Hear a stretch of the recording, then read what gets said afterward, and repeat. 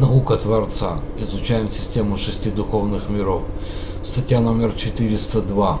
Свободная природа человека духовного мира. Сегодня люди очень зависимы от наслаждений, ни в чем не могут себе отказать. Отказывают, конечно, если, к примеру, нет денег. Но если человек может себе позволить очередное наслаждение, то обязательно его получит.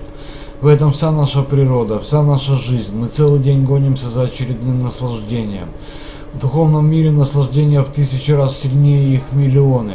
Представьте, что нас ждет и что с нами будет, когда мы доберемся до всего, что приготовили нам в духовном мире Творец.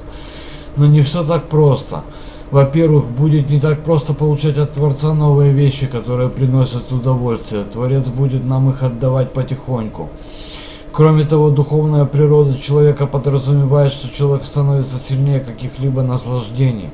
Только тогда человека можно подпускать к настоящим духовным наслаждениям, а иначе это может быть опасно. 2017 год. Атпа.